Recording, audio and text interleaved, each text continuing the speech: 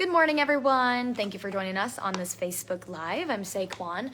We have had a very busy Monday morning. So before we get into everything that happened overnight this morning, I just want to let you guys know you can always watch this, listen to this on your own time. You can do that by going to the InForum YouTube channel and checking out our videos there. You can find us on your favorite podcast platform, or you can just visit inforum.com/podcast and click on the InForum Minute, and you will find us right there as well. All right, so first of all, we had several breaking news stories today, but first I want to talk about where I was out live at this morning. So we know fire crews were called out to a trailer that was on fire. That call came in just after 2 o'clock this morning at the Countryside Estates development, which is just off of 25th Street South. We have been speaking with Battalion Chief Joe Mangin on not only this fire, but several other fires that I'm going to tell you about in just a few minutes here. But Joe Mangin was telling us that the flames were shooting out of the windows as they got there, but they were able to put that out in about 15-20 minutes, so very quick efforts by firefighters there. They also spent some time ushering people away from the surrounding trailers to make sure that they could avoid the fire. I did learn that no one was actually living inside the trailer that was on fire. But when we were out live this morning, I really touched on the fact that you're seeing a lot of these personal belongings that you would see when you typically go into someone's house where someone actually lives. So it was kind of crazy to see that. We saw pictures of, I mentioned, what could be a family member or a friend. And so it was really interesting to see a lot of the personal stuff that was destroyed or ruined from this fire. A lot of the siding is just damaged, right? I mean, this home is now considered a total loss. That's what Mangin is telling us. But the good news out of all of this is that no one was hurt. Of course, that's the most important. So right now, we do know, as we were leaving this morning or wrapping up our show when we were live out there, we saw a fire investigator pull up. So I'm sure that fire investigator will be on scene for quite some time this morning, just looking for what could be the cause of that fire. So we'll, of course, keep you guys updated once we learn more. More breaking news, though. It does not end there. We have another string of fires that we were tracking in Fargo overnight. So we learned from firefighters and police are investigating several of them as suspicious. So one happened right behind a house on 14th Street North, just west of North University, right around 12:30 this morning. So again, Joe Mangin was telling us flames were shooting out of the side of the garage, almost got to the roof, but thankfully firefighters were able to get that under control in time, and thankfully no one was hurt. He's estimating roughly $5,000 in damage on that one.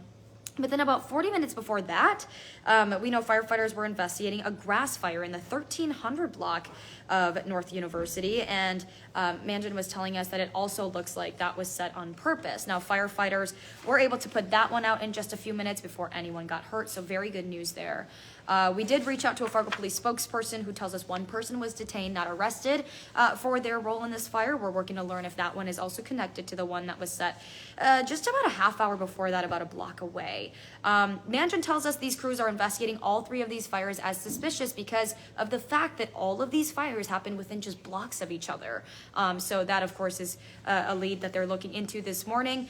So you can stay with us for updates. But that is not the end, you guys, for firefighters in Fargo. They were called out to another balcony fire just before 10 o'clock last night.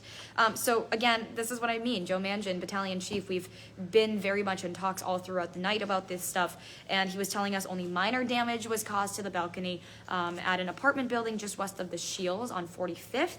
And firefighters, again, were able to put it out quickly. Really great effort by these guys. I mean, just hopping all over town to make sure all of these fires aren't spreading. So that's really great news. No one was hurt, again, in this fire. But here's something interesting. Mangin was telling us that Fargo firefighters responded to a total of 8 fire calls overnight. Incredible effort by them. Also, really quick, I wanted to let you guys know the first fire that happened at the Countryside Estates. Joe Mangin was telling us that it is, of course, considered a total loss, but with that, he's estimating roughly $3,000 in damage. We also know that was the third fire that fire crews responded to at the Countryside Estates in that same neighborhood this year alone. So it goes to show that's not the first time they've been there this year. All right, we also know a camper is a total loss after a fire in a Polk County town. So that one happened off of West 2nd Street in Neilsville, Minnesota, right by the post office. This happened just after 10 last night. Deputies there tell us there was a camper that was engulfed right as crews got there, and one person was inside at the time, but we are learning that everyone was able to get out safely, which is the good news. Deputies are pointing to a heating pack that might have been installed in the camper that might have started that fire. No one was hurt in that one as well. Today is also the deadline for a North Dakota judge to respond to an order from the state Supreme Court to reconsider blocking the state's abortion ban. This is something that First News has been following for a long time now. So the court told Judge Bruce Romanek to do that last week, considering the chance that the Red River Women's Clinic is successful in appealing the state's trigger ban. Well, clinic has argued that the state's constitution goes against the right to abortion, even though clinic leaders have already moved that clinic to Moorhead. So we'll let you know how Romanek responds. Also today, we could find out if Fargo City Commissioner Dave Piepkorn will be stripped of his title of deputy mayor. Fellow commissioners Arlette Preston and John Strand are planning to bring a motion forward at tonight's meeting for the role to be rescinded. So it comes after Piepkorn made some pretty controversial comments about Native American people downtown, connecting that to the city's engagement center. We also showed a clip of that here on First News. But that commission meeting starts at 5 tonight, so we'll definitely let you guys know what happens there. Also today, we know West Fargo's mayor plans to meet with the city administrator about her behavior at a recent meeting. So Tina Fisk has been a city administrator there for 7 years, and she walked out of this meeting earlier this month right after commissioners voted to slash her proposed budget by more than $200,000. Well, she told commissioners her fellow staff members were basically blindsided by those cuts, and some city leaders think that there might have been a cause for some sort of reprimand, but Mayor Bernie Dardis is saying that this will be handled internally. Okay, over in Grand Forks, if you live there, get those leaf piles ready because sanitation crews are going to be passing through your area streets to pick them up starting today. They're going to be doing their annual city leaf vacuuming. We also found out where you're supposed to leave those piles. So listen up if you're in Grand Forks. They're asking you to put them right on the curb, away from things like trees and mailboxes, really anything that could be kind of interfering in their way. They're also stressing there can't be any grass or branches included. So if you forget to put them on the curb, you can still bring your leaves and grass to a yard waste drop site if you forget to put that out. Of course, that's from now until mid-November, so you got quite some time there. Okay, this is where the exciting news comes in. We had quite the weekend in the Twin Cities. We were once again the most awarded local station at the Midwest Regional Emmy Awards. So let me show you guys. I was not a part of this announcement this morning on First News because I was out live, but this is the hardware that we were able to take home. Really, really proud of our team here. And this goes to show just how much hard work has gone into this show. And also, Lydia touched on this morning too, the fact that this isn't just about the people you see. There's, it goes to directors and audio and producers. So just a collective team effort, and it goes to show that our hard work did not go unnoticed. So really proud of my team. Also, we know WDAY News reporter Matt Henson also won an award for a feature he did on a man who's considered to be the heart and soul of UND hockey. If you haven't checked that out, you definitely should. It was a really, really great story. So yeah, lots to celebrate here at WDAY.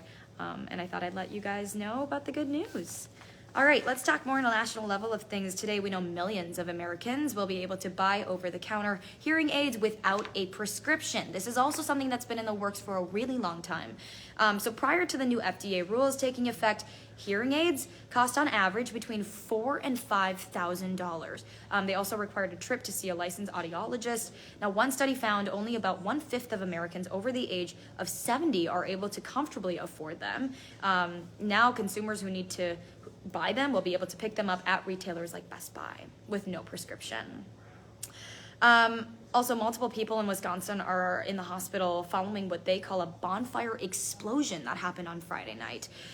That happened in the town of Maple Grove in Wisconsin, not Minnesota. We had to look this up, but there is a town in Wisconsin. I believe there's a population of about 850 people. But county deputies say an unknown number of people were standing around this bonfire when some applied an accelerant that caused the fire to burn out of control. So we know that there were several burn injuries reported. Several people were taken to area hospitals. Names of the victims have not yet been released as they are still investigating. All right, Hot Mic with Dom Izzo, 9 to 11, WDAY Extra, InForum.com. It's a Monday morning. What a great way to start off the week with some sports, right? Make sure you go join him on his show. He's got a lot of great guests on all the time, and he's a sports junkie you want to hear from. So make sure you go join him. Again, 9 to 11, WDAY Extra, InForum.com. And don't forget, for 99 cents a month for your first 3 months, you can get an all-access pass to InForum.com just by going on InForum.com/podcast. It'd be really funny to see how many times I say InForum.com in this Facebook Live. But anyway, okay. Of course, that's everything that we got for you today. But don't forget, our coverage does not end here. We got our newscast at 11. We got our evening starting at 4, 5, 6, 9, and 10. And then we'll be back here tomorrow morning from 5 to 7. So hope you can join us. Have a great day. Stay warm. And we'll see you guys back here tomorrow morning.